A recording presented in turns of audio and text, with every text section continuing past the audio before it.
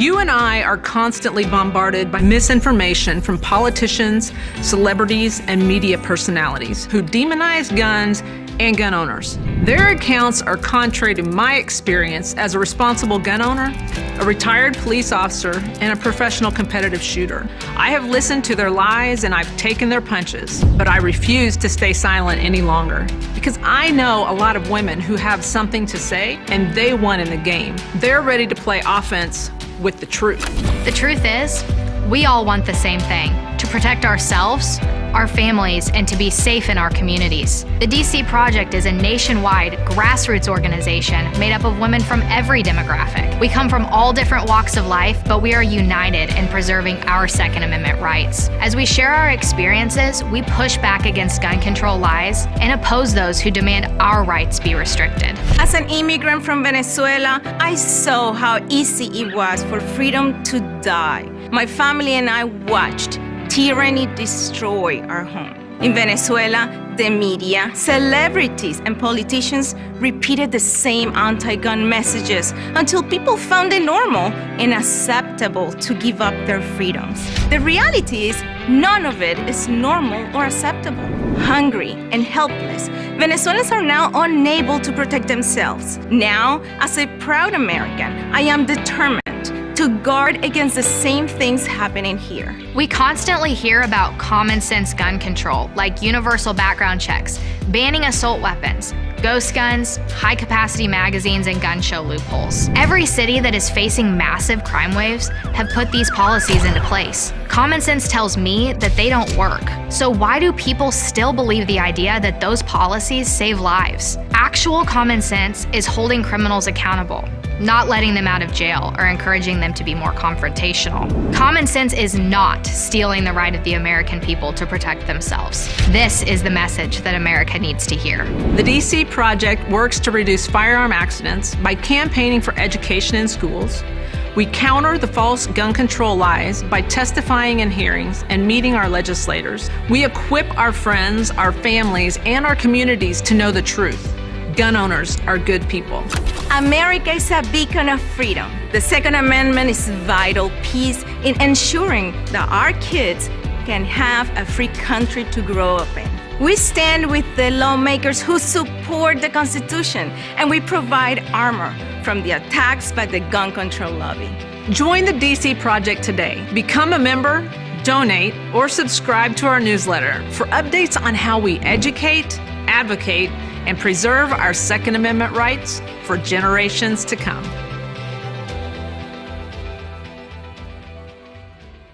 When people use a firearm in self-defense, they could be arrested or sued and face extensive legal costs. Firearms Legal Protection provides uncapped legal defense for any member who uses a legal weapon in defense of themselves or others, providing members with peace of mind in these difficult situations by covering all attorney fees and other benefits. Use code EOTT at firearmslegal.com for a discount on all membership plans. Protect yourself.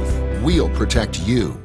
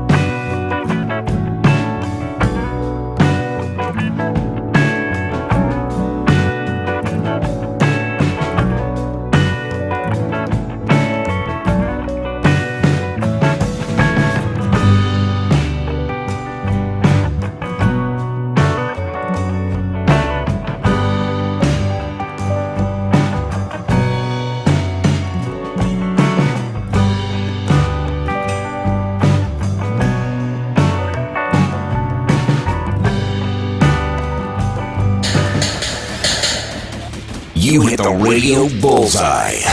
And the home for everything Second Amendment, concealed carry, the latest gear, reciprocity, legislation, the right to self-protection, and it shall not be infringed. This is Eye on the Target Radio with your hosts, Rob and Amanda. Hey there, everybody. So we are, there is so much Second Amendment gun-related stuff happening everywhere. Right, but a lot of it is just monkey motions that Bruin's going to stomp on. I love it. I love it. I'm like, Bruin is like, it's in my head, Bruin is the big monster in the Japanese horror movies that are clumping through the town and just thrashing things and thrashing his tail all over. It's just, it is so good. So, hey, have you been out shooting? I went out shooting the other day with the neighbor kid. He's, I don't know, 8, 9 years old. Him and his dad have decided they want to start shooting a little bit. Uh-huh. So I've been out there testing my nerves of steel. But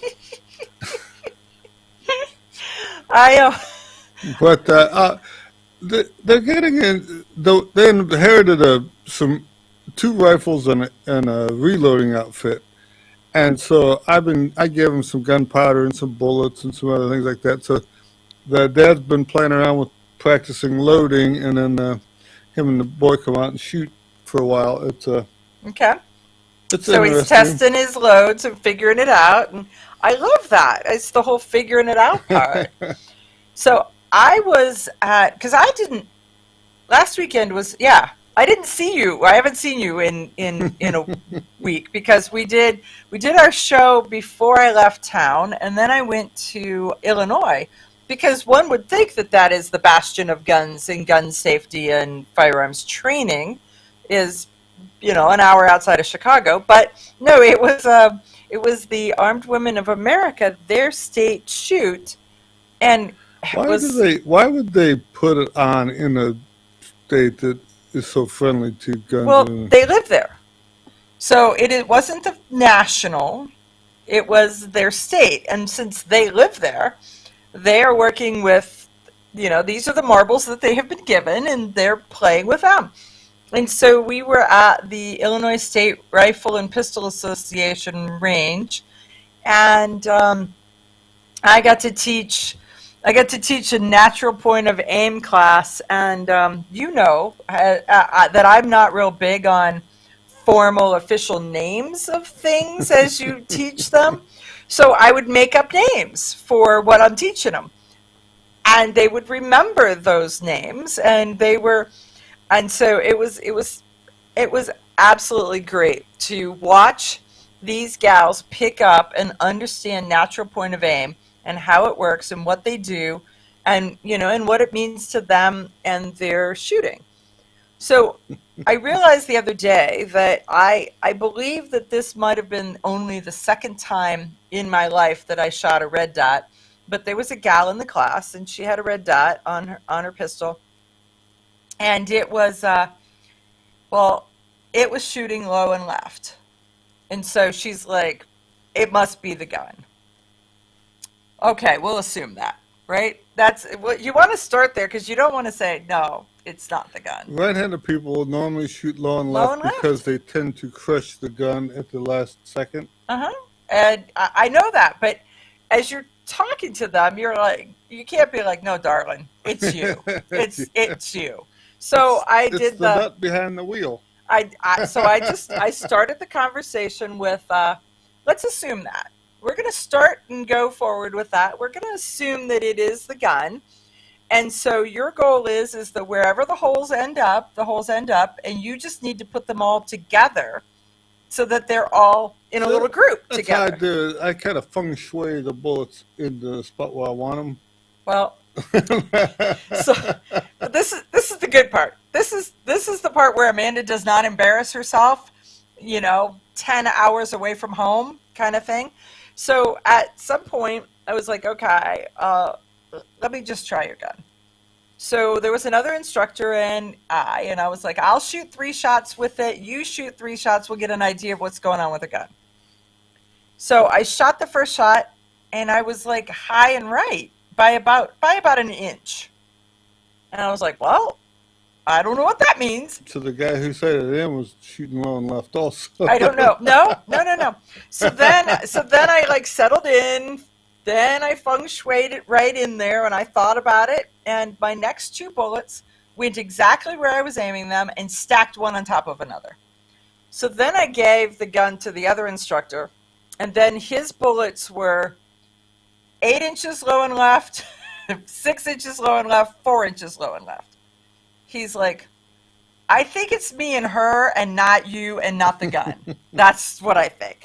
But it's always so stress-filled when you pick up a stranger's gun, especially a stranger's gun with a sighting system that you're not familiar with. And some of them can kind of throw you for a loop. Right, so between the sights and learning the trigger and all the different things that go along with it, it's some of that, like the laser guns, if you aim the laser like you do a regular sight and squeeze the trigger, it shoots in one spot, where if you just from the hip put the laser on the target and squeeze the trigger, you squeeze the trigger differently, and so you shoot in a different spot at that point. Well, I'm not that would be showing off to take their gun and say, let's see where it shoots, and then you just shoot it from the hip, right?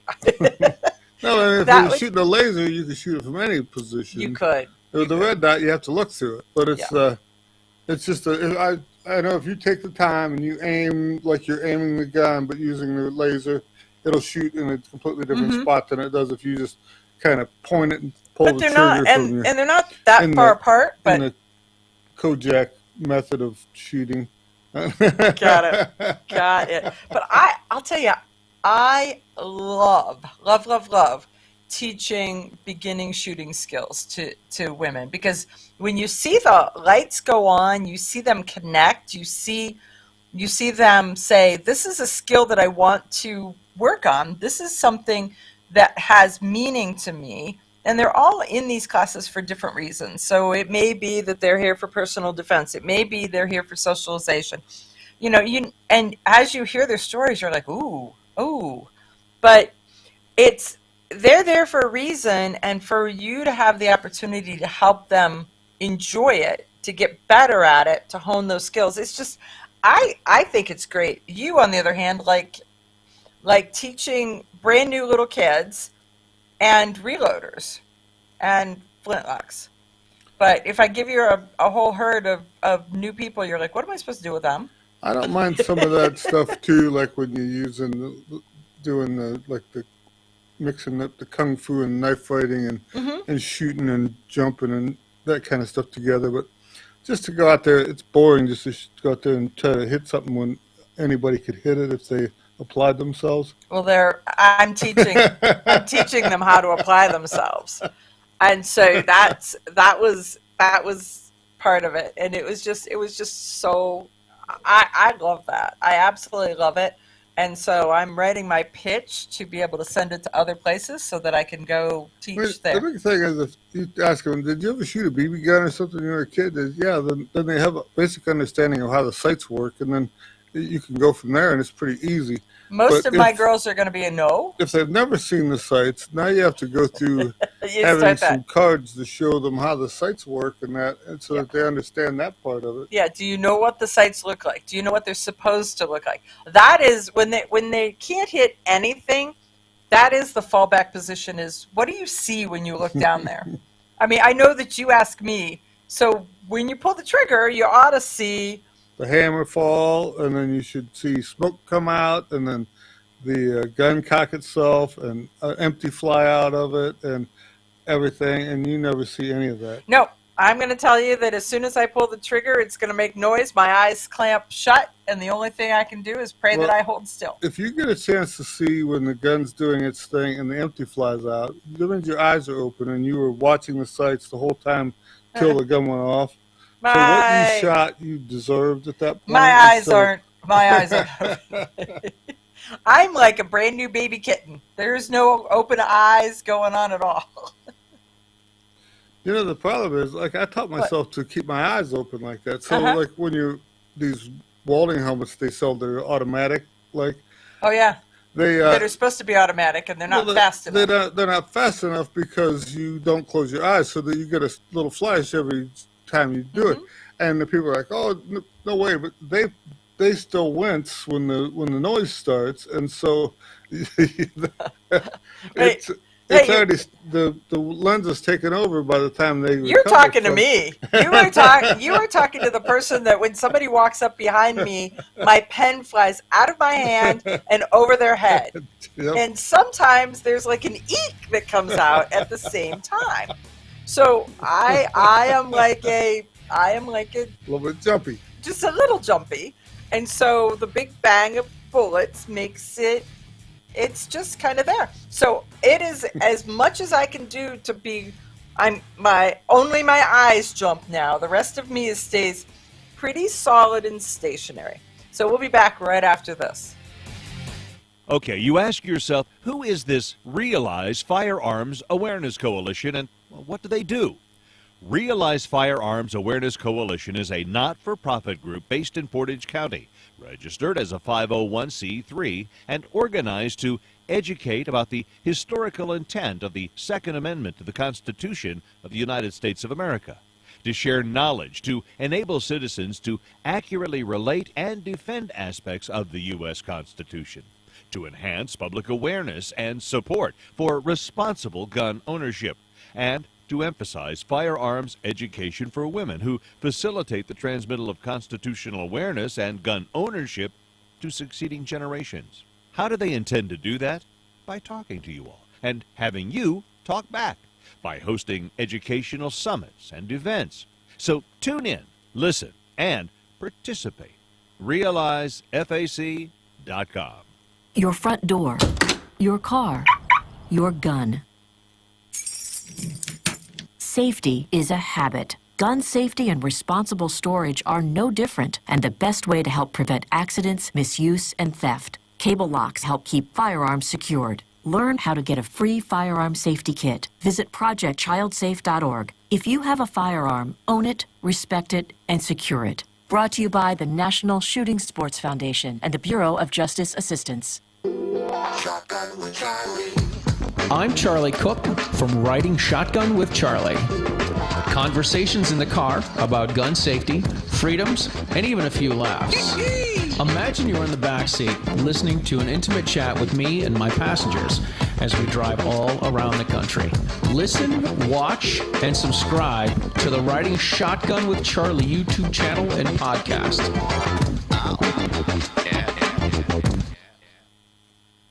Grab your friends and head to Georgia to train with the Complete Combatant. The Complete Combatant offers a unique approach to self-defense training, layering the first signs of danger, lethal versus non-lethal decisions, and even surviving the aftermath. They offer premier firearms training with a Range Master certified instructor and host the top minds in our industry.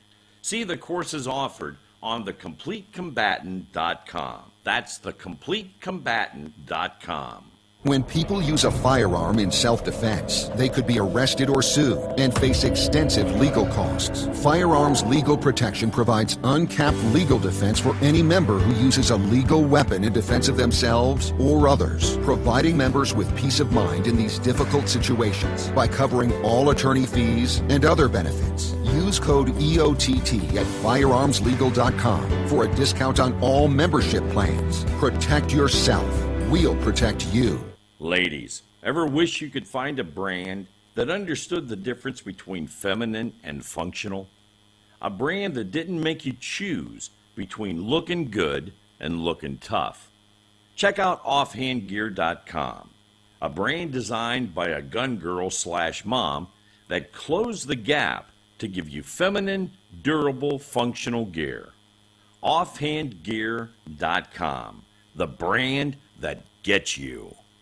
We all know rust is bad. To help keep rust from forming on your firearms, tools, and other ferrous-based items, you want to have Rust is Bad in your gun-safe toolbox and anywhere you want to be rust-free. Rust is Bad bolsters and G-strings deposit small, safe particles that coat your rust-vulnerable items. Save your valuable items with Rust is Bad. Go to www.eyeonthetargetradio.com and follow the link for more information. That's www.eyeonthetargetradio.com for Rust is Bad.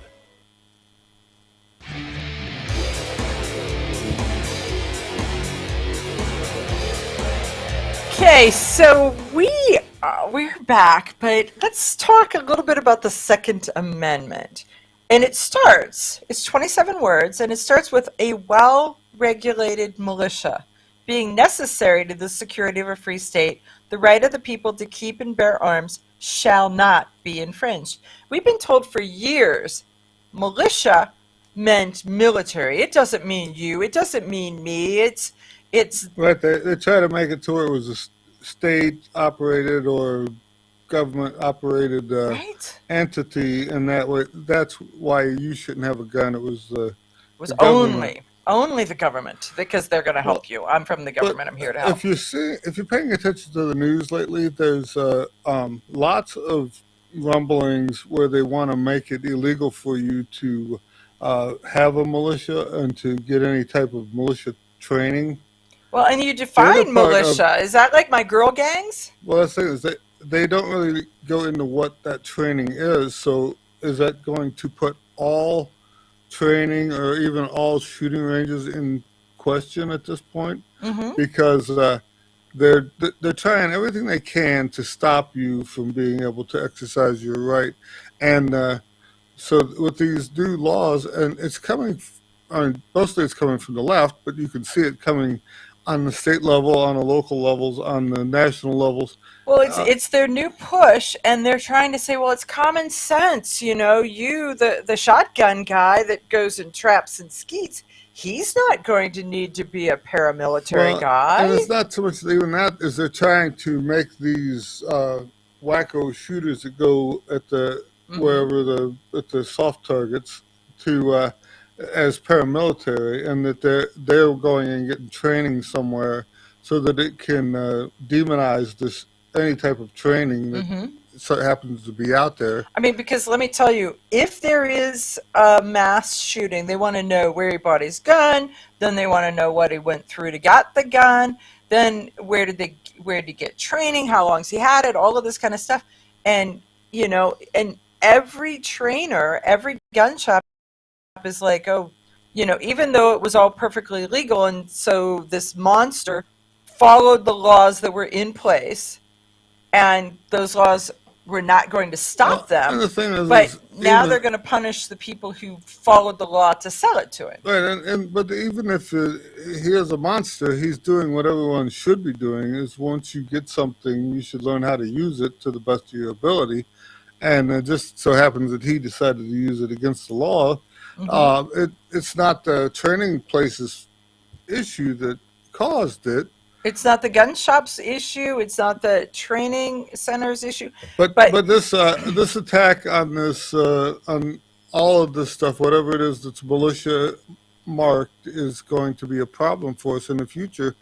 And we've spent so many years saying that militia doesn't pay attention to that. Now we have to pay attention to that, because as much as we don't want to be a militia, and nobody really does, you need to be a militia. We almost need to go and join militias now, so we make the mainstream, just like Fred and Barney's Moose Lodge. Or Wolf Buffalo Lodge. The order, what was it? The Order of the Water Buffalo? Yeah, Water Buffalo. It was the Water Buffalo. So, I mean, that's the thing. You need to go and in reality, it's probably good for us, because if things really went bad and you had to muster out to be in one of these groups, we would spend hours and hours just fighting amongst ourselves as to who is the boss of who. You ain't the boss of me. You are not. And I do not know how to get those nuggets out of that chicken. Right. So, I mean, that's the thing. If you went down, it'd be like old boys club where they teach you to drive stick shift and get the nuggets out of a chicken and read a map and start a generator. do all the stuff that you need to do. I'm telling you, there's stuff that it's like, I could figure out how to do this stuff, but I'm slow at figuring out. I'm like, okay, stand up. You're a grown up. You figure this out. Think it through. Right? I mean, it was like changing the water pump at my house or fixing my hot water heater. I can do either one of those things, but let me tell you, it scares the bejeebers out of me when it's my turn to do that. But the thing is, if you talk to people in the military, everybody, old retirees, all of them, they had a job in the military, just like a regular everyday job, whether they were a truck driver or a cook, or their job was to make sure that nobody got through the gate, or their job they were was Radar or Riley, and they were going to order stuff. Right, they had to make sure that it got from one depot to another. That was their job, and so in the militia across the country, we almost need to have that order on the backside so that we understand how this is going to play out in the long run. Who's the guy that's I have a friend who's like, if something goes south, I'm riding my horse and coming to your house, and I'm like, your horse is edible, you know that, right? Because if it goes that far south that you can't drive your car, this is we're dinner. You're bringing dinner, because that would be And she's like, I don't want to think about that. Well, okay, I'm not a proponent of that, but I'm saying that if you really are thinking about how south something could go, then you probably need to stop and think about it a little harder. They joke on Facebook about that your stockbroker says you should buy ammo and beans and canned goods or something, or bottled water or whatever. But in reality, something you could eat hot or cold. And I think you told me that the other day, and it was like, wait. When you're living in the ditch, sometimes fire is not something you're able to have. So I don't intend to live in the ditch. Honestly, I'm going to say that in my plan, the ditch is not part of my plan. Nowhere, no how. Me, my truck, my chainsaw are, and if my truck ain't going, then me and my chainsaw are staying put. So that, there's some stuff there that should be able to set me up. When you're hunkered up under the bridge, think about, I should have got something that I could eat cold, because ravioli stinks out of the can. Oh, it does. It's really slimy. It's really slimy. And have you ever been up under a bridge? Yeah. It's very windy under there.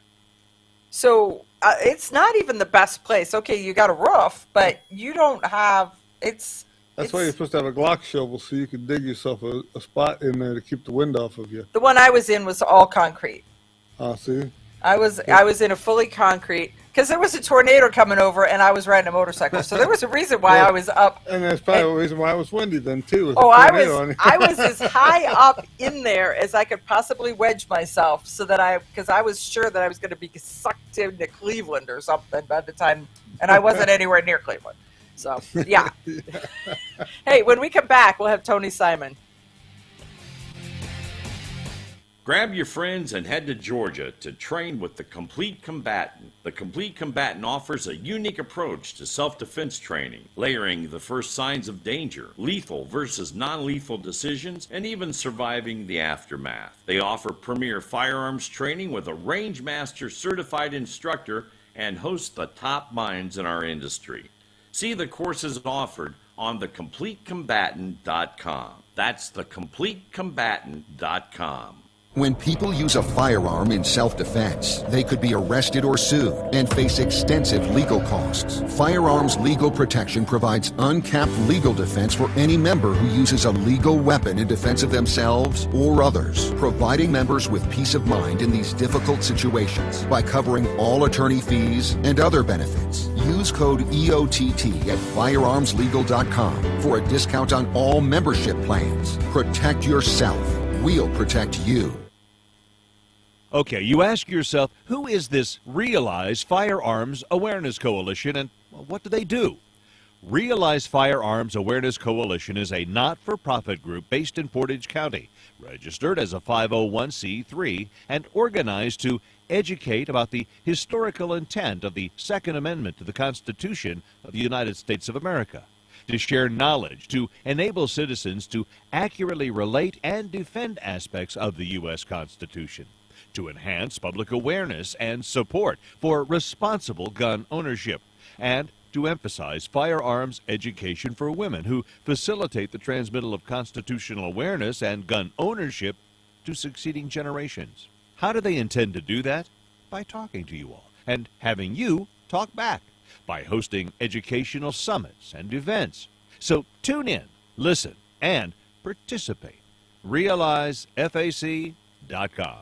This is Cheryl Todd of Gun Freedom Radio, and I am proud to join Amanda Suffolcool and all the 50 women, one from each state, in our grassroots efforts to protect the Second Amendment as delegates of the DC Project.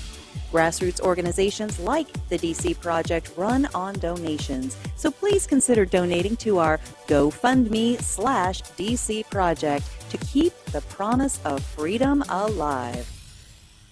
Shotgun with Charlie. I'm Charlie Cook from Riding Shotgun with Charlie. Conversations in the car about gun safety, freedoms, and even a few laughs. Imagine you're in the back seat listening to an intimate chat with me and my passengers as we drive all around the country. Listen, watch, and subscribe to the Riding Shotgun with Charlie YouTube channel and podcast. Ladies, ever wish you could find a brand that understood the difference between feminine and functional? A brand that didn't make you choose between looking good and looking tough. Check out offhandgear.com, a brand designed by a gun girl/mom that closed the gap to give you feminine, durable, functional gear. Offhandgear.com, the brand that gets you.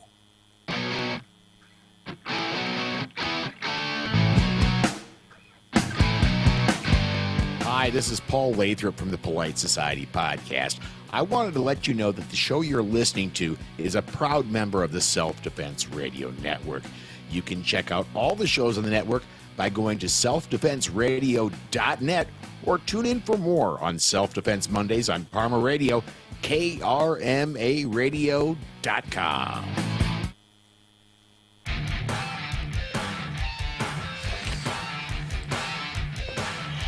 Okay, we are back, and with us we have a guest that is so amazing. Tony Simon is. Well, I don't remember. He'll have to tell us exactly what his moniker is, but he does the diversity shoot, and he lives the second is for everyone, and so he really lives this that there is not a spot or there is not a group of people that we want to keep guns away from. And Tony goes around the country teaching them how, enabling them, helping them. And so we want to talk to Tony about the things that he's doing, the places that he's going, the people he's seeing, all of that. And it's funny because the left is all about being inclusive and everything, and you're seeing it with all of their stuff, but yet they're the first ones that want to stop the under 21 crowd from getting a gun, and anybody that wants to get training from getting a gun, and if you want to use a credit card from getting a gun, and then they want to sit there and they want to say no guns for sale in this community or that neighborhood or right, whatever. So much for everybody. For everybody. So hey there, Tony. Thanks for joining us. Hey guys, thanks for having me on. Really appreciate it. No problem at all. I want you to know that our video producer is using your bubble bath picture as your photo for the ops lens portion, and so you're going to have to start with explaining to folks what your tagline is, and then explaining what is going on with the picture of Tony Simon in his glasses with his Glock in a bubble bath. You have to love it when you make a bad decision and it just never goes away. That's what your friends are for.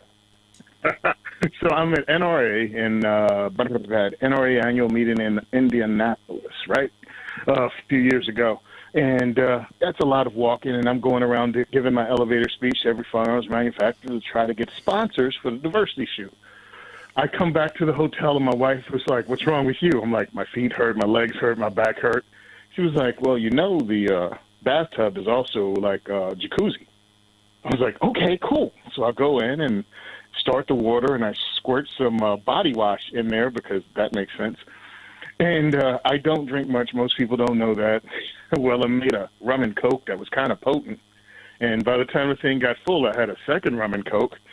So I jump in the tub, and I'm like, you know what would be funny?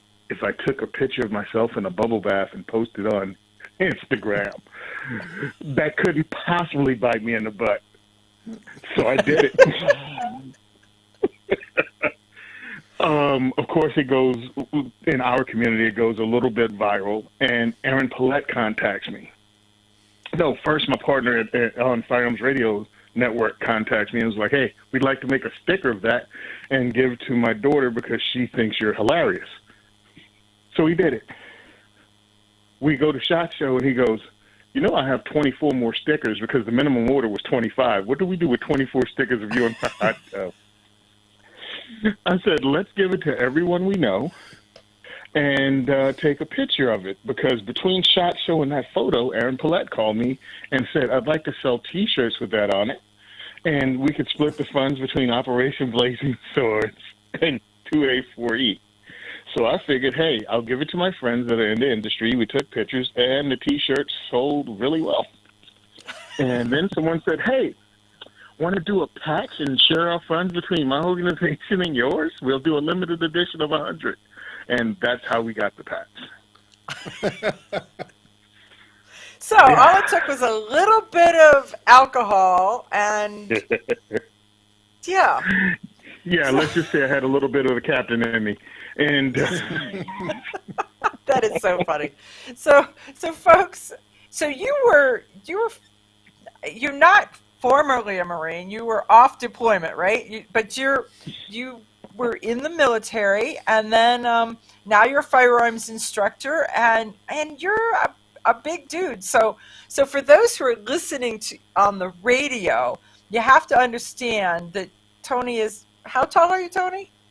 6'2". Okay, and he is very, very large. Very large. So pound for pound, he's the largest gun bunny in the industry. That's Yep, that's close. Pound for pound, largest gun bunny in America. I decided to embrace it. If I had pictures of me in a bathtub, how am I going to deny I'm a gun bunny at this point? Right. There is that spot where you're like coyly looking. There was no coyly looking. This was, here we go. At least there was Bubbles. We're just going to say, for the sake of all of your friends, we're just glad for Bubbles. Oh, definitely. Bubbles are a lifesaver. There you go. So you mentioned 2A4E. That is your organization, which is Second Amendment is for everyone. So how did you come up with the name? I mean, because it's so short, it's so simple, and it really is inclusive. My old partner and I, Sean, we sat around and we tried to think of a name that was really quick, really easy, and what people would remember. And that just said it all. I mean, we were like, because we wanted it short so we could do numbers and the initials. 2A4E worked out. And it's like the Second Amendment for everyone. Done. Done. We threw some things at the wall. We have text back and forth as we're trying to figure it out. And it's just hilarious when I go back and read them, like, guns for no, not guns for everyone. You're welcome, Edgar Antion. We left that one alone, and now you have it.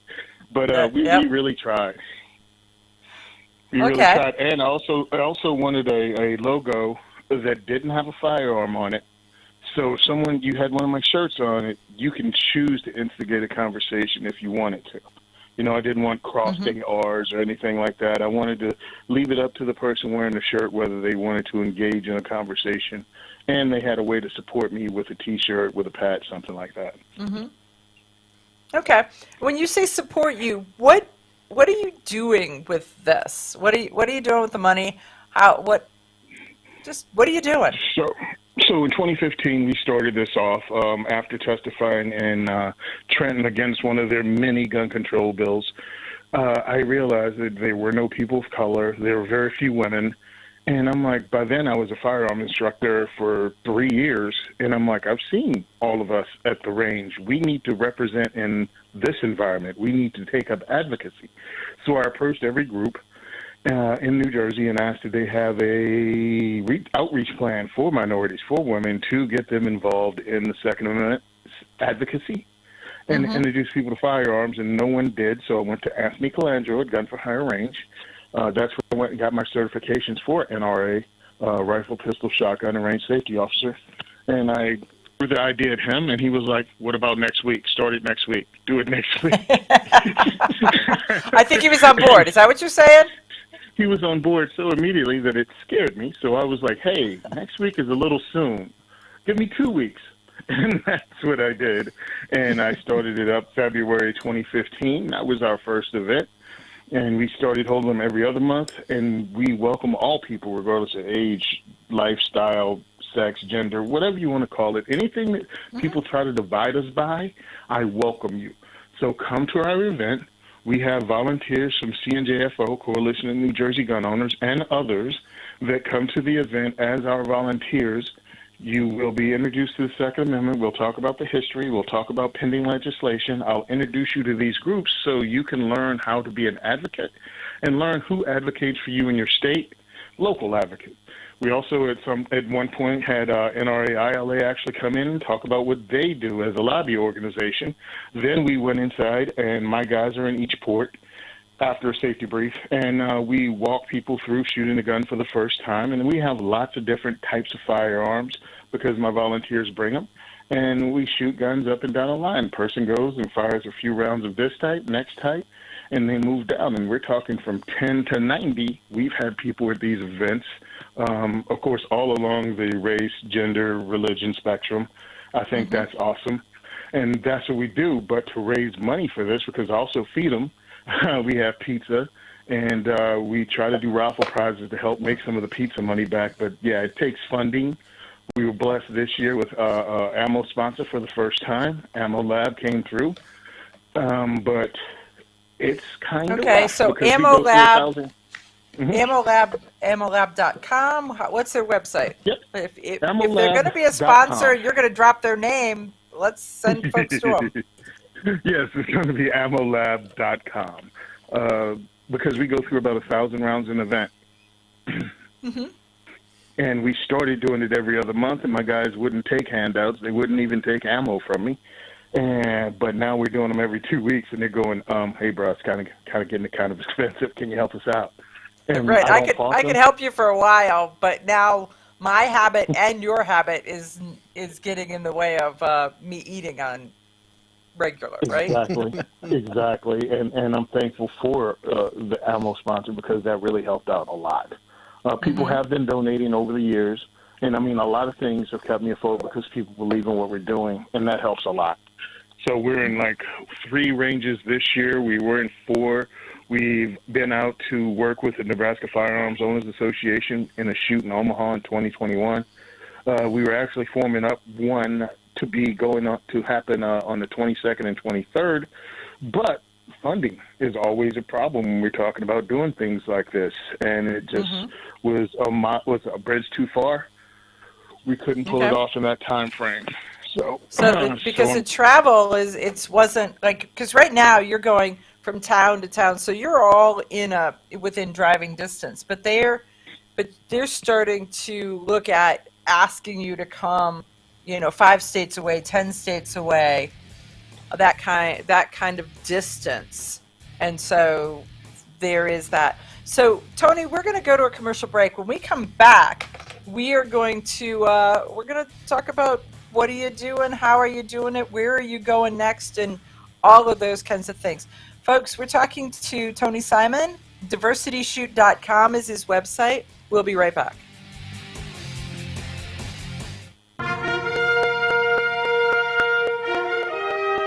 Honest citizens like you protect themselves every day.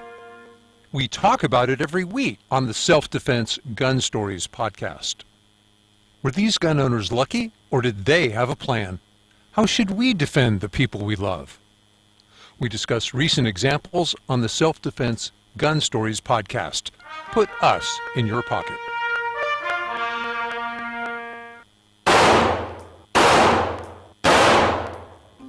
Hi, I'm Janelle Westrom, owner of Davenport Guns and Davenport Shooting Club.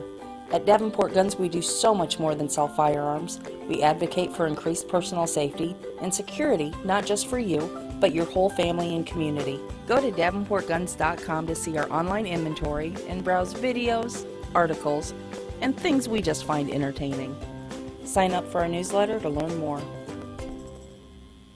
This is Cheryl Todd of Gun Freedom Radio, and I am proud to join Amanda Sefcool and all the 50 women, one from each state, in our grassroots efforts to protect the Second Amendment as delegates of the DC Project.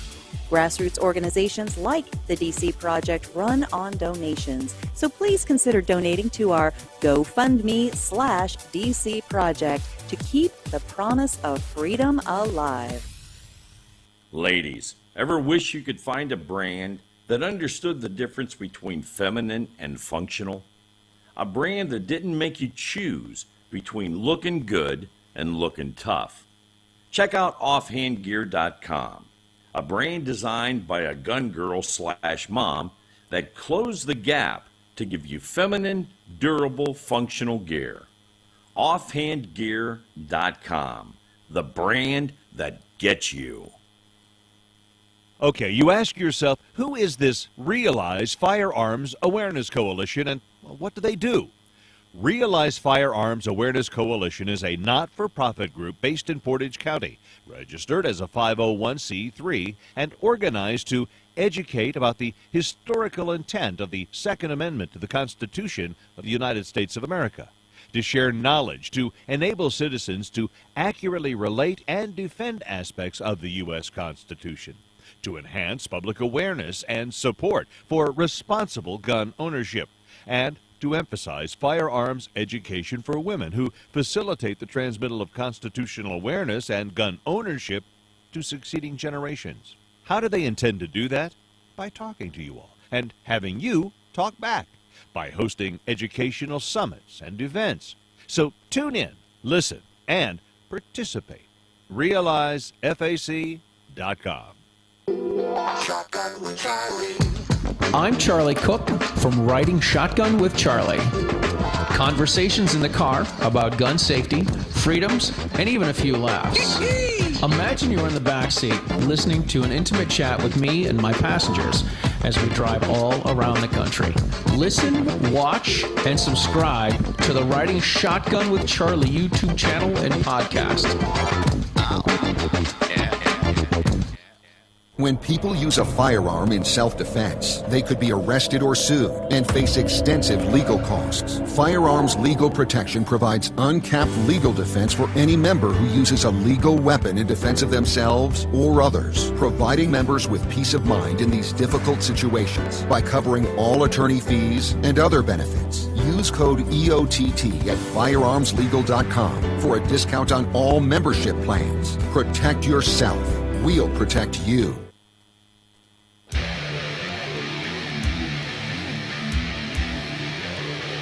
Okay, so we are back, and with us we have Tony Simon, firearms instructor. He has a website, diversityshoot.com, and an organization called 2A4E. He lives kind of in the belly of the beast, if you will, New Jersey. So it's not necessarily an overly gun-friendly state, yet he's there and he's fighting for the rights of all citizens in New Jersey. But Tony, what's coming up? What are you trying to do? What are you doing? And what's next? It's actually organized into a charity. It's been 8 years. I know we can be successful in this, and we can be a lot more successful if we had a steady influx of funds. And this becoming a charity opens us up to receive grants and also donations from the industry. So that's what we're trying to do. I also have events coming up, like right now, the big fundraising push is not only paying for the 501c3, which our friends are doing at CNJFO, Coalition New Jersey Firearms Owners. They're handling the fees, but we still need money to run the organization. I'm also going to a career kind of enhancement thing called Kevin Dixie's Train and Learn, where they bring a lot of people from the industry together. That is on Memorial Day weekend. So I'm working to raise funds for that. Thursday, we have a diversity shoot here in Recoil Range in Monroe, New Jersey. So I'm doing videos every day. I think I'm going to kick it up to twice a day, just to let people know, because I think I'm being I know I'm being shadow banned because I'm talking about firearms. So okay, and I've watched drop. Yeah, go ahead. So you're being shadow banned. Is that on Instagram? Is that on Facebook? Is that on Twitter? What? How do you advertise this? Okay, I go through all of those. Yeah. I market through Instagram. It's Simon Says Train. Facebook, it's Simon Says Train, and the second is for everyone. And Twitter, second for everyone. And I've watched my numbers dip on Instagram significantly. At one point, I was having like 25,000 a month every 30 days, that kind of interaction, and now it's down to 17,000. Same information, same product, same content, is going out there. same, But okay. it dropped off. Have friends of mine, my volunteers, go, dude, I have to pretty much put you on 3 different lists, or follow and unfollow you just to get you in my feed. So they're deleting me out of it. So that's why I'm just going to continue pushing, because there's no reason to pay to boost, because you can give them the money to boost and then they can just refuse. Well, there is that, or they just boost you in a circle of moms demand action, right? No, yeah, I mean, never know. Be careful what you ask for. So I'm trying to do this organically, talking to friends like you that have shows to get word out, because you have to work your way around. We're in a culture war, and it shows how we in the firearms community have to advertise. I mean, we have to use alternative means just to get word out about the good we're doing. Again, introducing people to firearms. Go ahead. It is so crazy to me that this is a perfectly legal sport, whether it's a sport or whether it's for self-defense, and yet you're so restricted in what you can do and what you can say and how you can say it and what you can show, that it's like, how can the big government, monitor and restrict and watch and track and... So they say liberty and justice for all, they don't mean it? They mean for all, except you, and you, and you over there. No, especially you over there. No, right.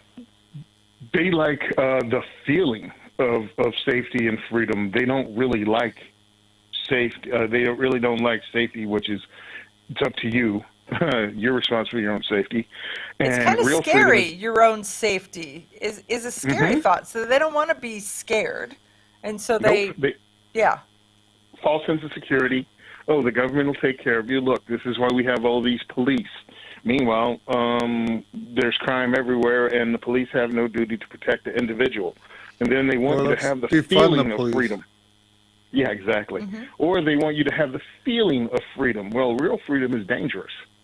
And people are afraid of real freedom, because real freedom is you have to allow someone you don't agree with to have a megaphone and shout it in the Times Square. I mean, in the middle of the town square. And it's like, nah, they don't want that. Not really. They want to say they have it. And then they don't want you to be self-sufficient. And usually what I've noticed hosting these events is when you introduce people to firearms, you introduce them to people that, holy crap, there's someone here that looks like me or comes from the same place I do. Maybe gun ownership isn't a racist, white supremacist. I don't even know all the yada yada. I've stopped listening. But it's like, maybe it isn't what I've been told. And then they're talking to the people, and those people go, yeah, man, I got into this, and then I decided to grow some of my own food, so I started growing herbs on my windowsill in the Bronx.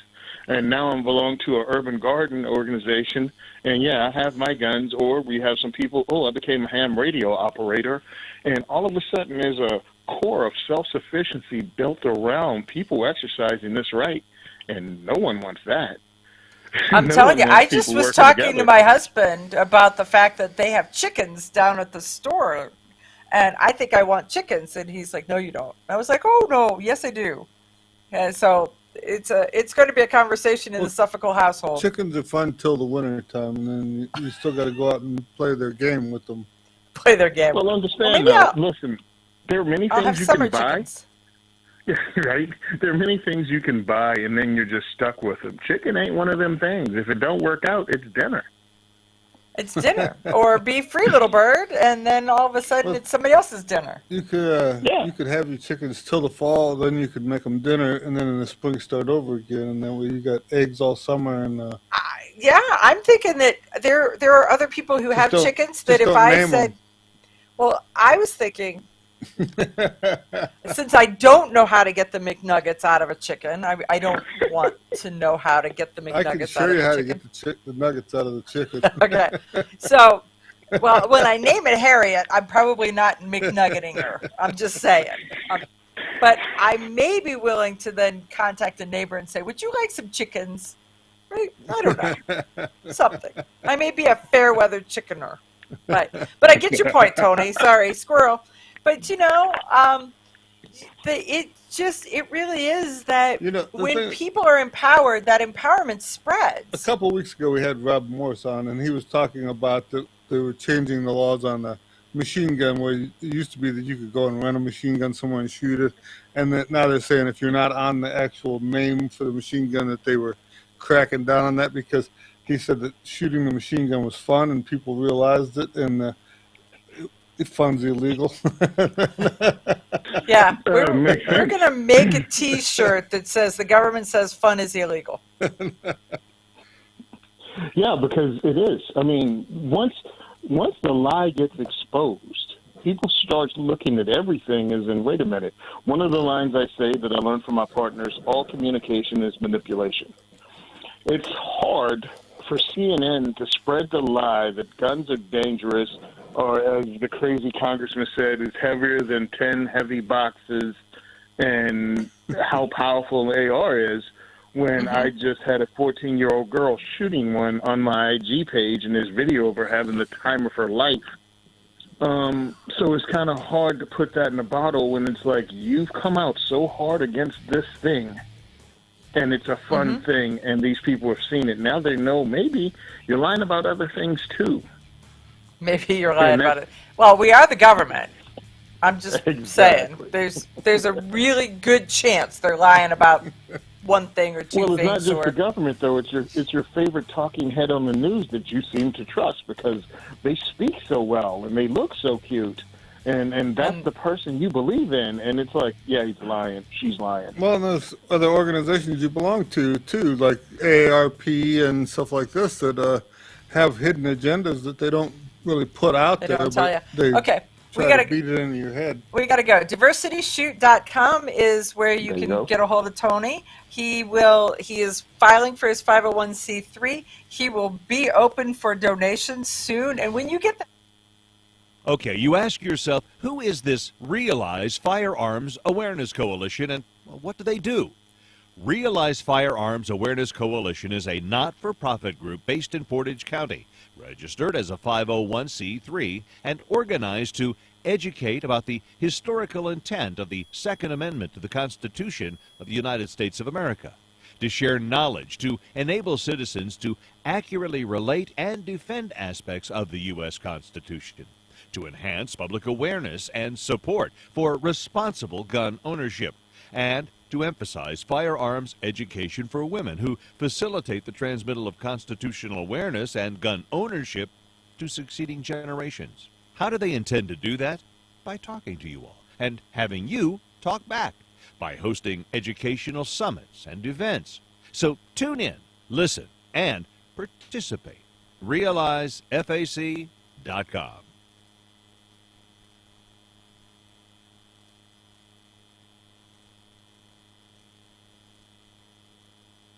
When people use a firearm in self-defense, they could be arrested or sued and face extensive legal costs. Firearms Legal Protection provides uncapped legal defense for any member who uses a legal weapon in defense of themselves or others, providing members with peace of mind in these difficult situations by covering all attorney fees and other benefits. Use code EOTT at firearmslegal.com for a discount on all membership plans. Protect yourself. We'll protect you.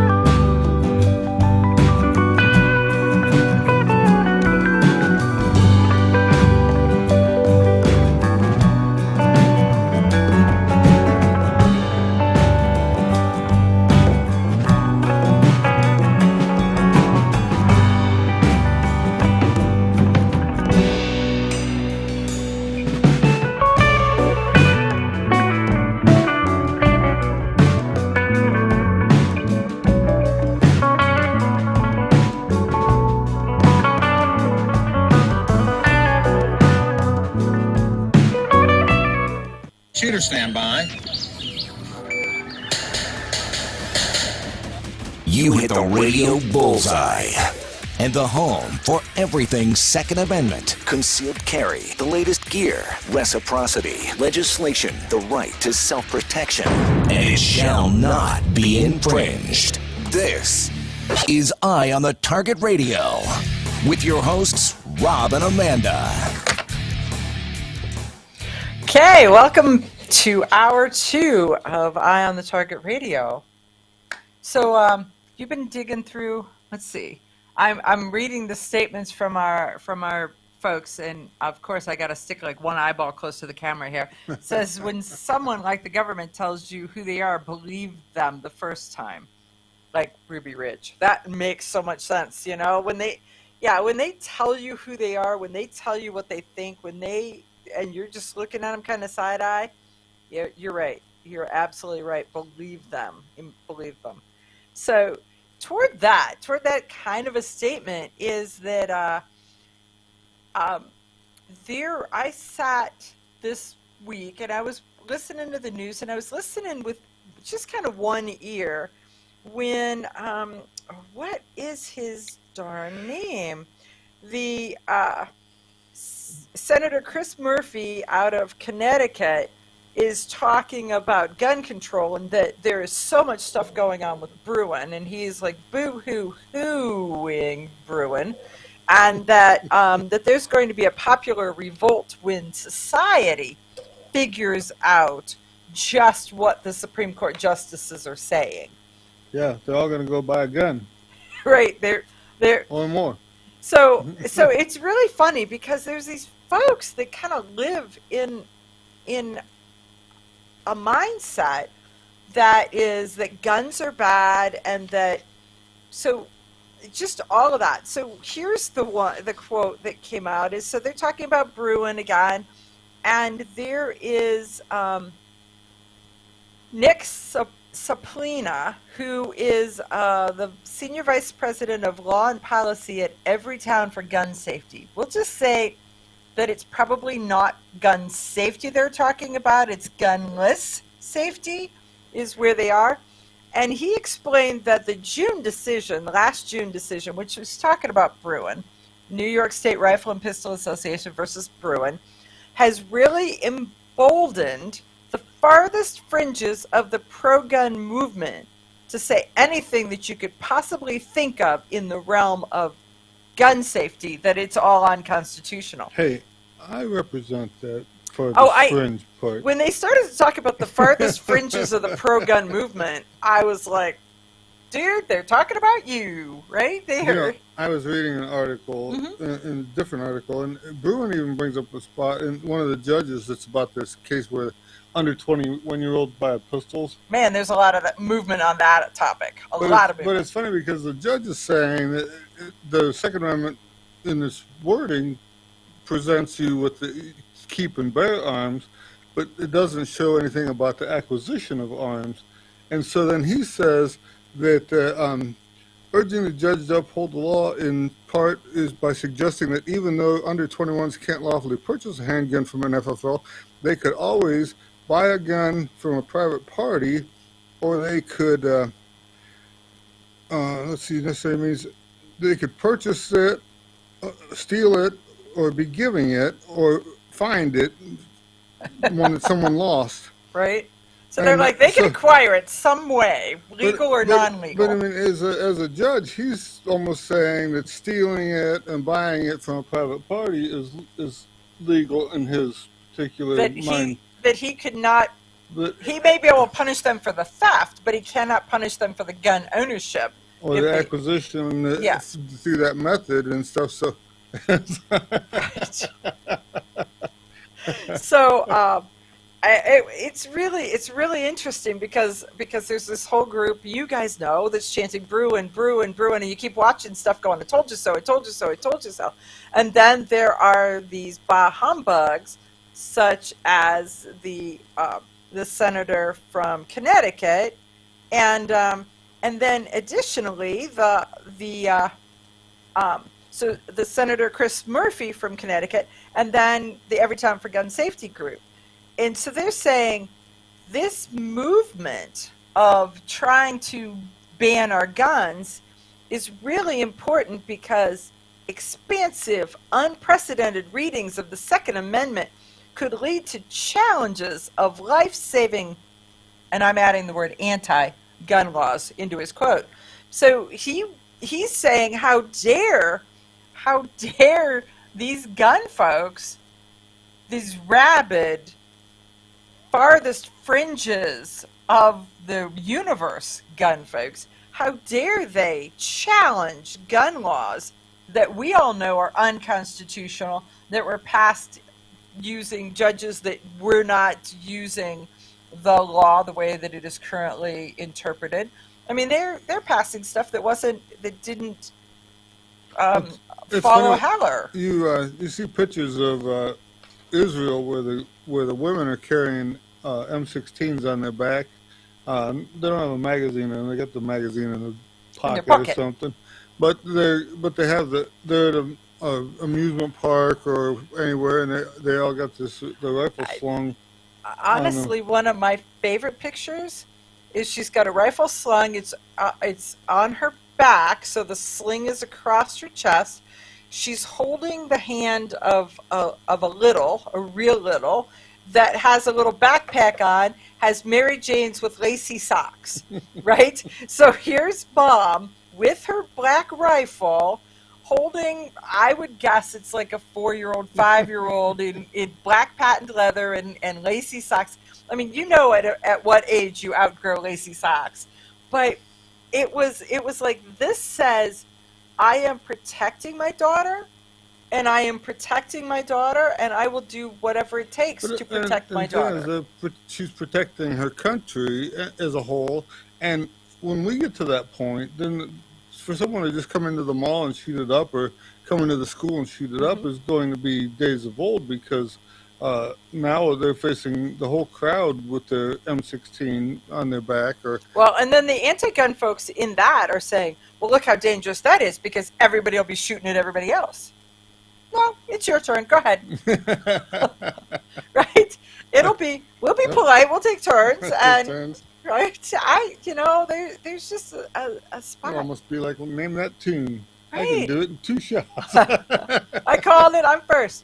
So here's another interesting thing that I got out of reading Tom Knighton. And so Tom Knighton publishes in Bearing Arms primarily.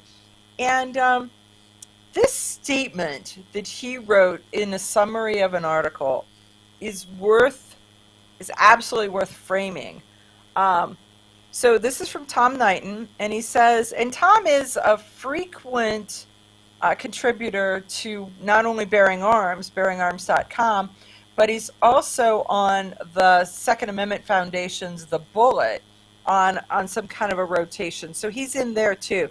So he's quoted, and here's his quote: "The truth is that Bruen, the Supreme Court decision Bruen, is probably the best ruling that we could have ever hoped for.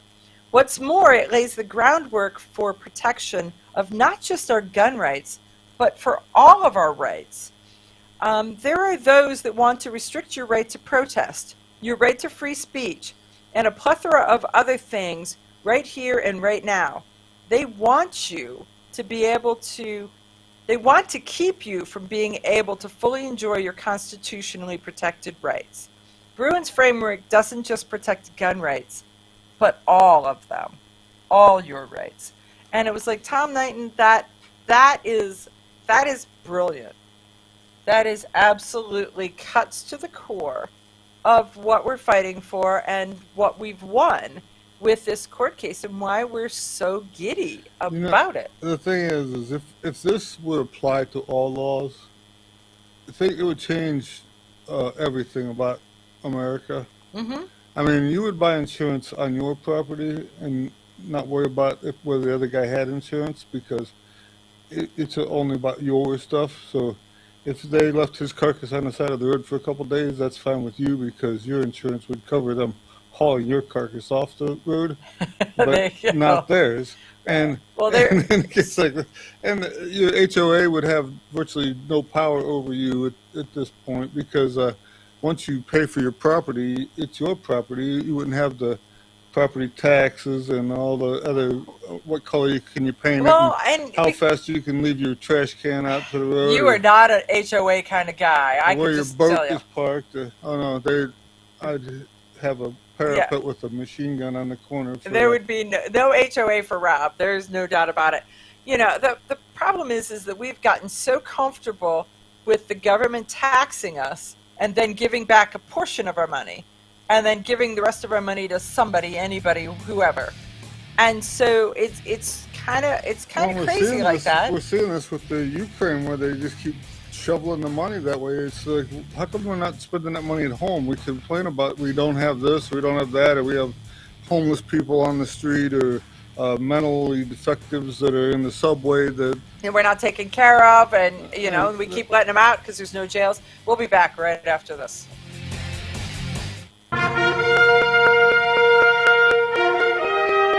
Honest citizens like you protect themselves every day.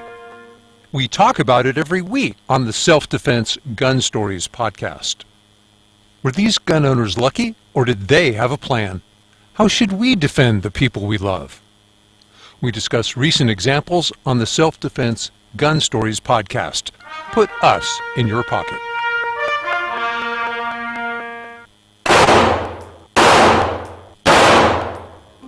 Hi, I'm Janelle Westrom, owner of Davenport Guns and Davenport Shooting Club. At Davenport Guns, we do so much more than sell firearms. We advocate for increased personal safety and security, not just for you, but your whole family and community. Go to DavenportGuns.com to see our online inventory and browse videos, articles, and things we just find entertaining.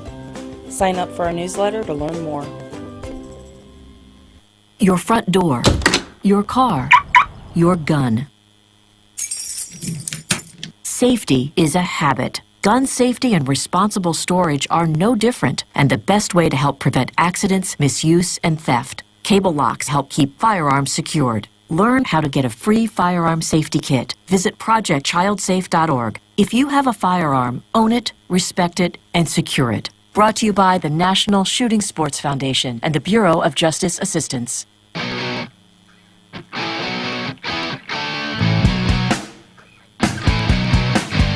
Hi, this is Paul Lathrop from the Polite Society podcast. I wanted to let you know that the show you're listening to is a proud member of the Self-Defense Radio Network. You can check out all the shows on the network by going to selfdefenseradio.net or tune in for more on Self-Defense Mondays on Karma Radio, KRMAradio.com. This is Cheryl Todd of Gun Freedom Radio, and I am proud to join Amanda Sefcool and all the 50 women, one from each state, in our grassroots efforts to protect the Second Amendment as delegates of the DC Project. Grassroots organizations like the DC Project run on donations, so please consider donating to our GoFundMe/DC Project to keep the promise of freedom alive. When people use a firearm in self-defense, they could be arrested or sued and face extensive legal costs. Firearms Legal Protection provides uncapped legal defense for any member who uses a legal weapon in defense of themselves or others, providing members with peace of mind in these difficult situations by covering all attorney fees and other benefits. Use code EOTT at firearmslegal.com for a discount on all membership plans. Protect yourself. We'll protect you. Ladies, ever wish you could find a brand that understood the difference between feminine and functional? A brand that didn't make you choose between looking good and looking tough. Check out offhandgear.com, a brand designed by a gun girl/mom that closed the gap to give you feminine, durable, functional gear. Offhandgear.com, the brand that gets you. We all know rust is bad. To help keep rust from forming on your firearms, tools, and other ferrous-based items, you want to have Rust is Bad in your gun-safe toolbox and anywhere you want to be rust-free. Rust is Bad bolsters and G-strings deposit small, safe particles that coat your rust-vulnerable items. Save your valuable items with Rust is Bad. Go to www.eyeonthetargetradio.com and follow the link for more information. That's www.eyeonthetargetradio.com for Rust is Bad.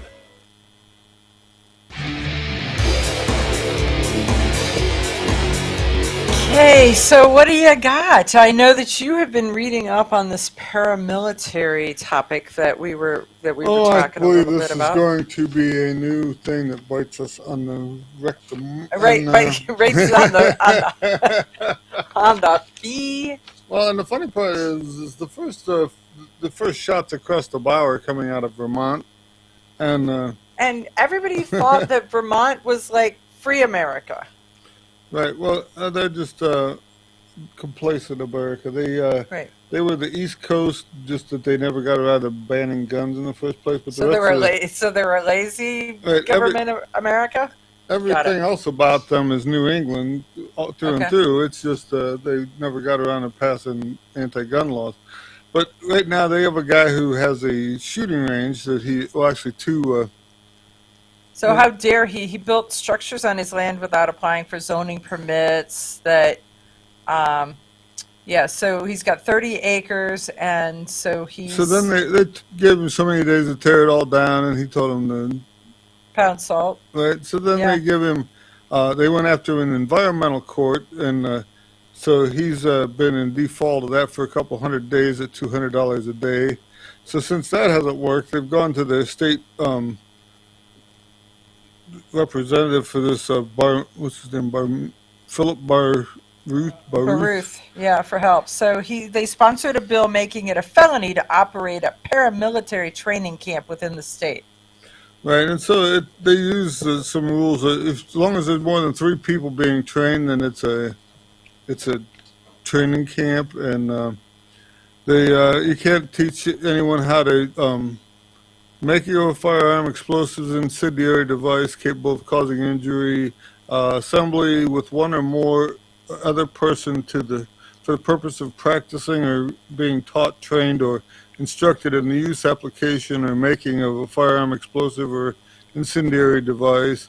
And then they use the United States Code as any public disturbance involving an act of assemblage of more than 3 persons. And in the meantime, It doesn't apply to legitimate law enforcement activity or educational institutions where military science is taught. See, when it says legitimate, though, I think that the Second Amendment in Bruin puts this guy in this legitimate. Into legitimate. But it also doesn't apply to self-defense instruction or practice without the intent of causing civil disorder. So the real funny part is this becomes the thought police. He said, she said, because Right.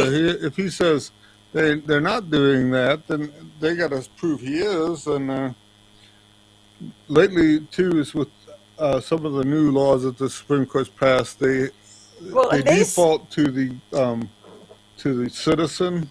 Well, and they say that they have 25 other states, so we're going to have to do some research that has prohibits firearms training for anti-government paramilitary activities. So is this guy anti-government, or is he just telling his town to pound salt? And we don't know. We only know that they've gone after him, and he's Anybody not who has flinching. dealt with the HOA or the local zoning is anti-government. He doesn't have an HOA. He lives on 30 acres. HOAs would lose their mind about trying to tell him what 30 acres looks like. So I'm just saying, I'm just saying anybody who's ever dealt with one of them understands why you're against the government. They told me that you painted the door the wrong color, right? I fully get it. It's really funny because there's the Giffords Gun and Democracy Project is involved in there. So that is a new organization where, did you see in the news where she's backtracking? Because last week she was like, take your guns, take all the guns, take all the guns, is what Gabby Giffords said. And now she's like, no, we want to work with them. We want to work with all these groups. Not when you already just said. You said you said the secret stuff, and you already put it out there. So, yeah. Well, and most people already knew what she was up to in the first place and stuff. So here's where the writer, again, this is Lee Williams who wrote this, and he nailed it. And he's like, so what is anti-government? And how do you define anti-government? So if you have a Let's Go Brandon sticker on your car, are you anti-government? If you have an anti-Let's Go Brandon flag on your car, if you are polarizingly political on one side or another, are you anti-government? You know? Right. The thing is, what's considered paramilitary training with teaching gunfighting rather than target shooting violate the law? How about TAC med classes or mini SRER classes? I really don't know, because it's when you start to... IDPA, 3-gun competitions. Right. Especially when you're showing them little 10-year-olds, 8 and 10-year-olds with their shotgun going through the woods. I'm teaching a kid how to, not run with scissors, but run with a gun, right? So they can run with the Benelli and lay down an effective field of firewalls. Right. Maybe that's another T-shirt. Instead of I run with scissors, you cross out scissors and you're like Benelli. 3-gun. Right? There's your runs with scissors, runs with Benelli. It would be adorably cute, I think. But there you go. You can put MP5, Benelli, whatever you want on there. Sell them to everybody. Runs with the Glock. Yeah, scissors, Glock. Got it. Right, all of that. But so you said you look at this and it's like, how do you define who is anti? It's probably harder to define me as anti-government than it is to define you as anti-government. Your tinfoil hat's a big one. I tell the kids, I'm just a realist. I mean, when you look at it, you got to look at the real thing on both sides of the story, and you can't just give up on the fact that this is what I want it to be, because that's not what it's going to be. Mm-hmm. And so you need to see what can it do. I mean, I say go to the farcical end of it. What can it be at the stupidest thing you could think of, right? And then come back to normalcy and see where that is. How far is that from where you're standing, right? There is that, right? Because the one thing is they keep going after those 3%ers, and it's like, it makes me want to go read their charter, read their mission statement, and figure out kind of who they are, but then that would make me a paramilitary. But I mean, that's the thing. Like Tony was saying earlier, if you know how to use your gun, and you know how to get the chicken nuggets out of a chicken, and you know how to eat beans out of a can without heating them up, and that all of a sudden you're a menace to society, or you're just prepared for when the grid goes down, or the you can't afford to pay for electric power no more because the left has sucked it to you. We'll be back right after this. Grab your friends and head to Georgia to train with the Complete Combatant. The Complete Combatant offers a unique approach to self-defense training, layering the first signs of danger, lethal versus non-lethal decisions, and even surviving the aftermath. They offer premier firearms training with a range master certified instructor and host the top minds in our industry. See the courses offered on thecompletecombatant.com. That's thecompletecombatant.com. When people use a firearm in self-defense, they could be arrested or sued and face extensive legal costs. Firearms Legal Protection provides uncapped legal defense for any member who uses a legal weapon in defense of themselves or others, providing members with peace of mind in these difficult situations by covering all attorney fees and other benefits. Use code EOTT at firearmslegal.com for a discount on all membership plans. Protect yourself. We'll protect you. Okay, you ask yourself, who is this Realize Firearms Awareness Coalition, and what do they do? Realize Firearms Awareness Coalition is a not-for-profit group based in Portage County, registered as a 501c3, and organized to educate about the historical intent of the Second Amendment to the Constitution of the United States of America, to share knowledge, to enable citizens to accurately relate and defend aspects of the U.S. Constitution, to enhance public awareness and support for responsible gun ownership, and to emphasize firearms education for women who facilitate the transmittal of constitutional awareness and gun ownership to succeeding generations. How do they intend to do that? By talking to you all and having you talk back, by hosting educational summits and events. So tune in, listen, and participate. RealizeFAC.com. Ladies, ever wish you could find a brand that understood the difference between feminine and functional? A brand that didn't make you choose between looking good and looking tough. Check out offhandgear.com, a brand designed by a gun girl / mom that closed the gap to give you feminine, durable, functional gear. Offhandgear.com, the brand that gets you. We all know rust is bad. To help keep rust from forming on your firearms, tools, and other ferrous-based items, you want to have Rust is Bad in your gun-safe toolbox and anywhere you want to be rust-free. Rust is Bad bolsters and G-strings deposit small, safe particles that coat your rust-vulnerable items. Save your valuable items with Rust is Bad. Go to www.eyeonthetargetradio.com and follow the link for more information. That's www.eyeonthetargetradio.com for Rust is Bad. Your front door, your car, your gun. Safety is a habit. Gun safety and responsible storage are no different, and the best way to help prevent accidents, misuse, and theft. Cable locks help keep firearms secured. Learn how to get a free firearm safety kit. Visit projectchildsafe.org. If you have a firearm, own it, respect it, and secure it. Brought to you by the National Shooting Sports Foundation and the Bureau of Justice Assistance. Shotgun with Charlie. I'm Charlie Cook from Riding Shotgun with Charlie. Conversations in the car about gun safety, freedoms, and even a few laughs. Imagine you're in the backseat listening to an intimate chat with me and my passengers as we drive all around the country. Listen, watch, and subscribe to the Riding Shotgun with Charlie YouTube channel and podcast.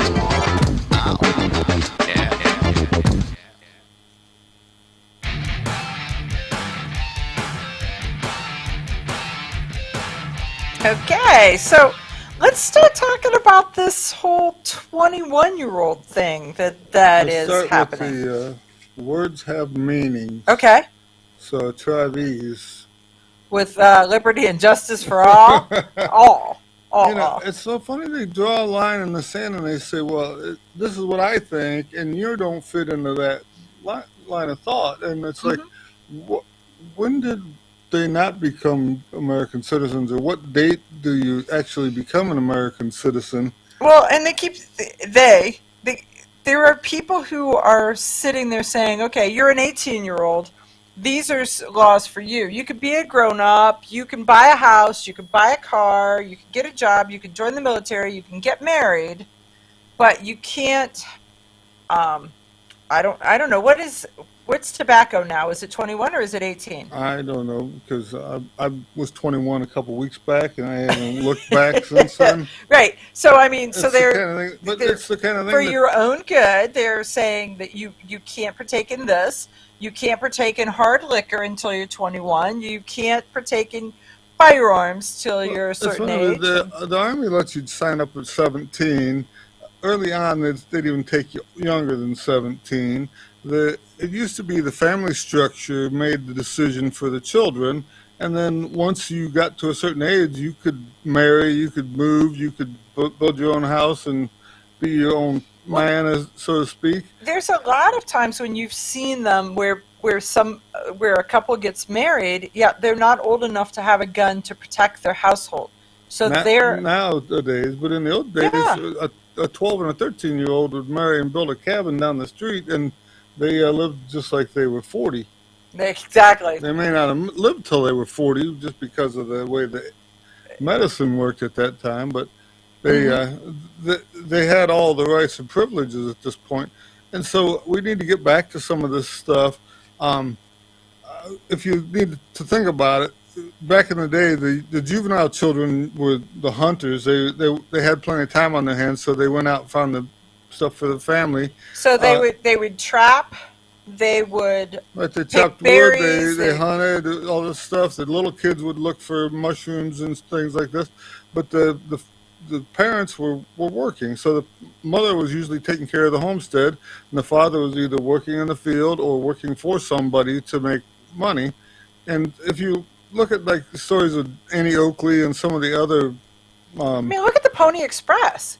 I mean, the guys who rode cross country Right, were they wanted they were not skinny 14-year-olds who didn't have a family, because when the Indians killed them, nobody would feel bad about them. And so they actually, if you weighed, I think, over 118 pounds, they rejected you. And if you carried extra stuff, you had to pay the postage on it. So you were allowed to have like a one pistol and a saddle.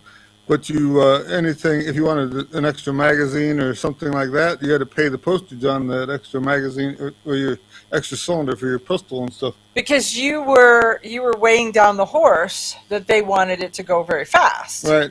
So if you read some of this American history stuff, there was a lot of young Americans who actually made this country what it is today. I mean, Right. whether they were digging coal, whether they were riding the Pony Express, whether they were learning to feed the family and then go on to do express work.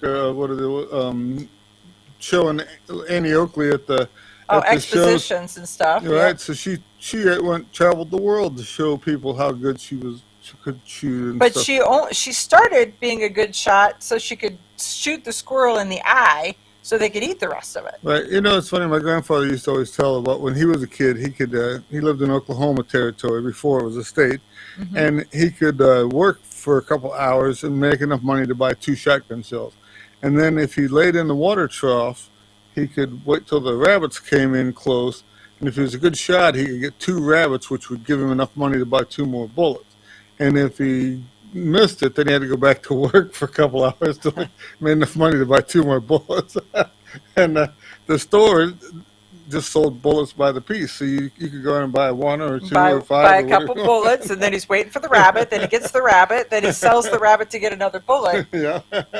He needs to sell like 2 rabbits for a bullet, or 1 rabbit for 2 bullets. He said if he could wait till they could get close enough, sometimes he could get 2 rabbits with 1 shot. But There you go. And then 1 he could eat, 1 he could sell, and then he was or good he again. could sell both of them, and then he had an extra bullet in his pocket or something. And, Yeah.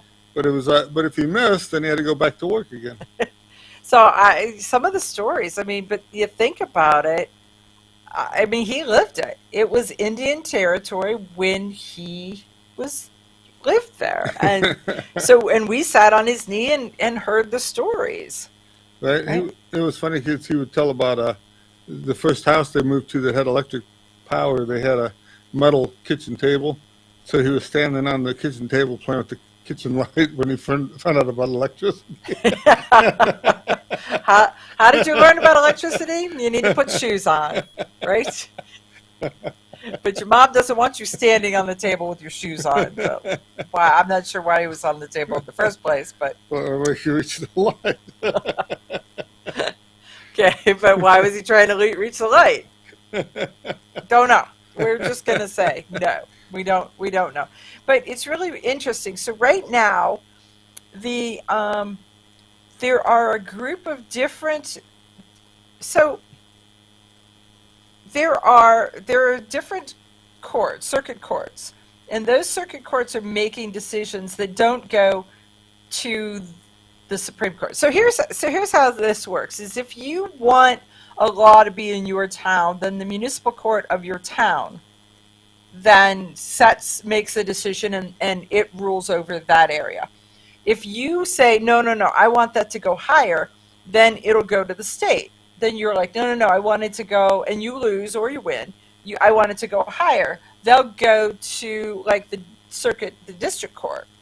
And then if it works past that, it would go to the Supreme Court.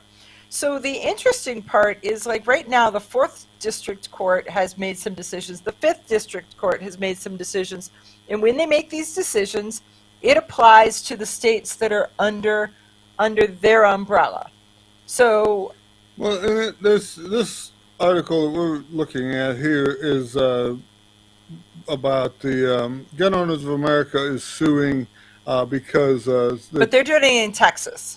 So they're suing in Texas, but they're saying down in here they say a panel of 3 judges from the 11th Circuit Court upheld Florida's restriction on the firearm for under 21-year-olds at that time. but they're saying that the court used the ratification date of the 14th Amendment of 1868 instead of the ratification date of the 1791. And so they say that this they erred in using the Reconstruction date, and so they feel that needs to go back to a higher court. So it needs to go to the higher court because 1791 history, text, and tradition is what Bruin said.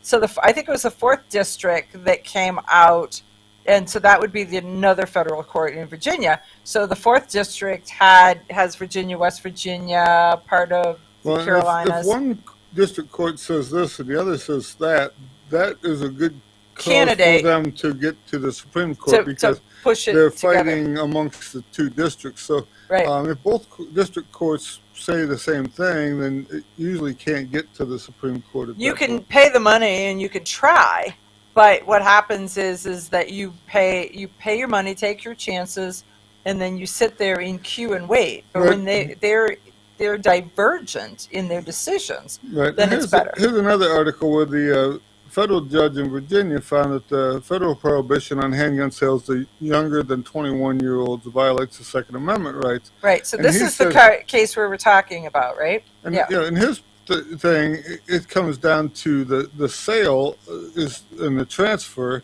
and he says that the ATF or the Second Amendment does not include the word purchase, and so the courts have ruled that the Second Amendment doesn't protect the acquisition of a firearm, but that the age-based infringement thing says that the only way you can get the gun, it says logical meanings of the right to keep arms is the right to have arms is necessarily includes the right to purchase arms. So, and he's saying if you can't purchase them, you had to either steal them or you had to find a lost one or something. And so it's almost like is stealing one legal in his eyes too. And I didn't realize that you could that an under 21-year-old could buy a gun from a private party, and that would be legal.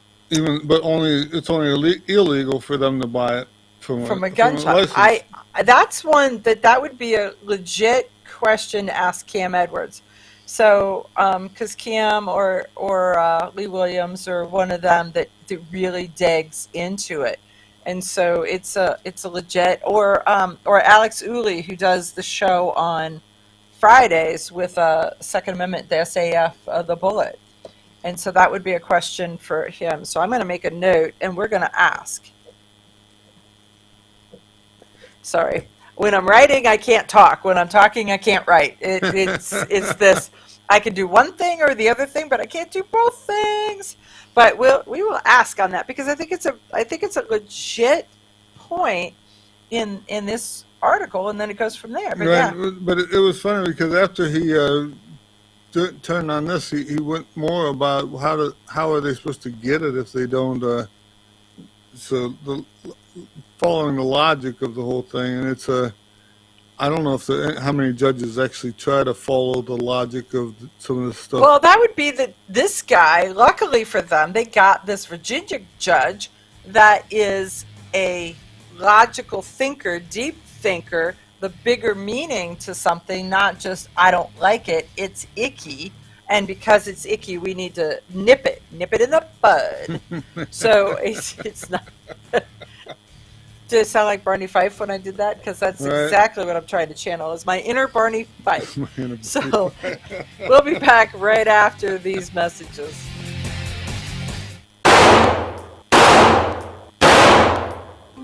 Hi, I'm Janelle Westrom, owner of Davenport Guns and Davenport Shooting Club. At Davenport Guns, we do so much more than sell firearms. We advocate for increased personal safety and security, not just for you, but your whole family and community. Go to DavenportGuns.com to see our online inventory and browse videos, articles, and things we just find entertaining. Sign up for our newsletter to learn more. This is Cheryl Todd of Gun Freedom Radio, and I am proud to join Amanda Sefcool and all the 50 women, one from each state, in our grassroots efforts to protect the Second Amendment as delegates of the DC Project. Grassroots organizations like the DC Project run on donations, So please consider donating to our GoFundMe/DC project to keep the promise of freedom alive. Ladies, ever wish you could find a brand that understood the difference between feminine and functional? A brand that didn't make you choose between looking good and looking tough. Check out offhandgear.com, a brand designed by a gun girl/mom that closed the gap to give you feminine, durable, functional gear. Offhandgear.com, the brand that gets you. We all know rust is bad. To help keep rust from forming on your firearms, tools, and other ferrous-based items, you want to have Rust is Bad in your gun-safe toolbox and anywhere you want to be rust-free. Rust is Bad bolsters and G-strings deposit small, safe particles that coat your rust-vulnerable items.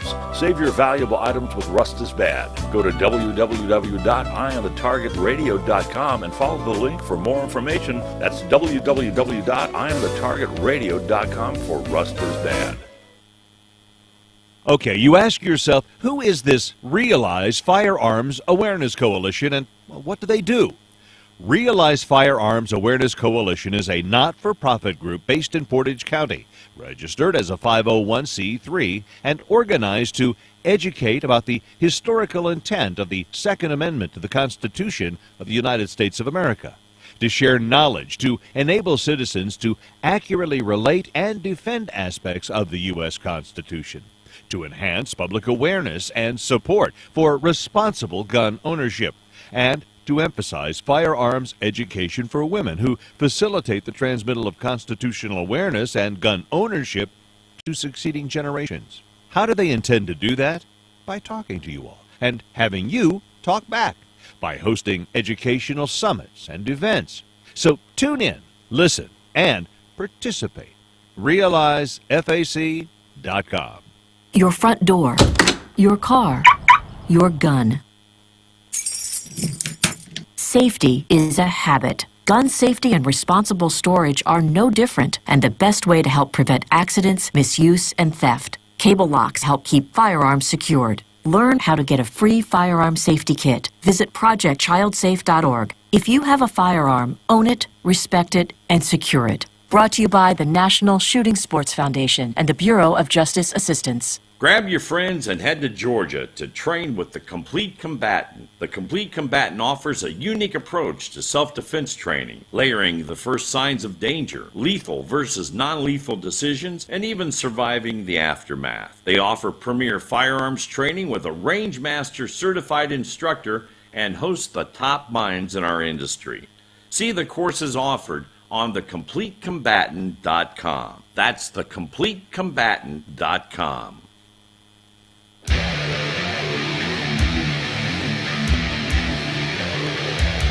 So we just got done talking about how the Bruen decision is restoring gun rights to those who are under 21 years old. And so when it's done fighting through the courts, we believe that they are not going to be able to tell pistol buyers that they have to be 21 or over, that they're going to have to draw that nebulous line somewhere else, wherever that line is. So it's going to be interesting because nobody's offering up where that line is going to be. They're just saying it's not 21. So now all of a sudden a Florida congressman, he hears that they're talking about age ranges for pistols, and he's like, oh, that's wonderful. Let's modify it in Florida to make it 25. So instead of understanding where Bruin's going, instead of understanding that it is not that this sliding scale is not sliding upward. The funny part is they just have that new Republican candidate that's running for president. Vivek. Vivek, and he wants to make it so you got to be 25 to vote too. So why is it all of a sudden they're raising the rates on? He's also Is he not the one who said that he was going to pick his vice president from the Democrat Party? I didn't hear that part. So I think that's what I heard. So it was like, I don't think America's ready for that either. But so a Florida congressman is now Representative Jared Moskowitz is introducing legislation that would bar all adults under the age of 25 from purchasing any semi-auto firearm, including rifles. So not only modern sporting rifles, but common handguns. And it's not going to go anywhere. Think about this. This is Florida. Florida has redefined free America. And Florida is pretty much saying, you're not stepping on us in so many different ways. And then this guy's like, absolutely. So between it's Florida and the Bruen case, this guy is so tone deaf, it is unbelievable. So speaking of, did you hear where the governor of Florida just signed a bill that said that that they could not do digital currency and digital currency tracking in Florida? So no, but I seen where he was fighting with Disneyland, and they're accusing him of ruining Florida. I don't know how he's going to ruin Florida. No, but so he called a press conference. He actually asked the there's DC. also one where he says that he's made it to where they can't codify your credit card purchases. So he started with that, but then it was it's called CBDC, but it's digital based currency. See, I thought that was those little gummy bear things. Right. It sounded when we first started looking at this, and we're looking that they called it that, and it was like CBD. No, that's that oil stuff that you got from marijuana, right? Goes hair on the palm of your hand. And so now they're saying no. Now they're talking about digital currency, and they're saying that digital currency cannot, because here's what's happening in this push for digital currency. Because even the pro-freedom people are like, well, there's some digital currency, Bitcoin, for example, that we kind of like. We're going to embrace that, and then you find out that, when they start talking about digital currency, it's digital currency by the government that then outlaws any others. So by them trying to pass digital currency, they are trying to take away all the teeth from Bitcoin and Dogecoin. What it is that they also own all of that, so that they it's like the insider trading on the stock markets, where you can't get to it because they already own it all, because they set it up in the first place. They set it up. So DeSantis is like, yeah, not in my backyard, not happening, not playing, not doing it. No. And honestly, I think what's going to happen is that there's going to be other states who follow DeSantis's lead with this written bill. And so that they're involved and engaged and seeing the line. But they ask our gal, Shirley Wattrell from the DC Project, to come and be part of this press release. And Shirley's parallel to this was she was looking at it, and she says, when the government starts to track everything that you're doing, tracking what you buy, because they were saying if we could track guns, and that way we could see if you were breaking the law. Well, how about the background checks, all the other laws that are already in place, right? And she's like, look, I survived a stalker. I survived somebody tracking my every movement and deciding what I could and couldn't do. And to me, the government right now has become the stalker. By this trying to track this, they are stalking every U.S. citizen. And I was like, brilliant. Huge thing when they took away the silver, and then another huge thing in the 30s when they took away the gold standard. Mm-hmm. And then when they made it so that our paper money is basically worthless anyhow, but at least you have something, and you can stop at the neighbors and buy some strawberries or a chicken, or go to their yard sale and pay a couple dollars for something. Pretty soon it's going to be, everybody has to have a machine to scan from one card to the other.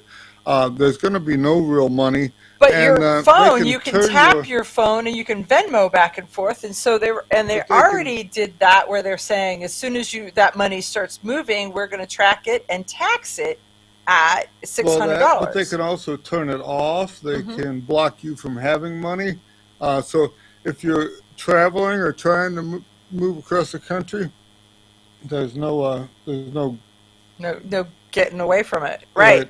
So good on DeSantis for drawing that line and for saying, no, don't do it. You can't do it. You're not doing it in my state.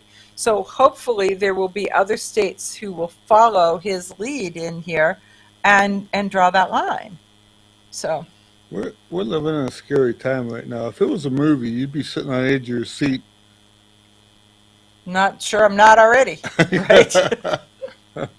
Right? I mean, there's just... Waiting for a commercial so you can go pee. There's just so much stuff. I mean, there's just so much that is like, this just doesn't make sense, and that just doesn't make sense, and what are you thinking, and how are you pushing it, and where's it happening? And I absolutely do not know. The next thing is probably for the last 5 years, maybe even longer, that it seems like we're living in one of those Gene Hackman movies where everybody's out to get him. Well, and you're like, it's not a conspiracy theory when it's true, right? So it's really funny. I went Friday night and I got to hear former Congressman Lee Zeldin, who was the candidate for New York's governor, speak, and he was talking about, what are we going to do? How are we going to do it? How are we going to kind of stop some of this overreach? And one of the things that he said is that we, all of us, have to pay attention to every community and not just go into the community that is like our community. And he says so he's doing a pretty big push on the fact that if you are saying that you're a conservative, then you better be talking conservative values inside an inner city. So what has happened to us in the big picture, and you and I have talked about this, is that we've just kind of walked away from those areas saying that they don't apply to us. Well, he's saying they do, and it was like, he made some really, really good points. But this is some scary times, and we have to draw some lines. We have to cause things to be enforced so that they apply to us. And we've got to draw the corollaries to what's happening in banking and how does it affect guns and vice versa. So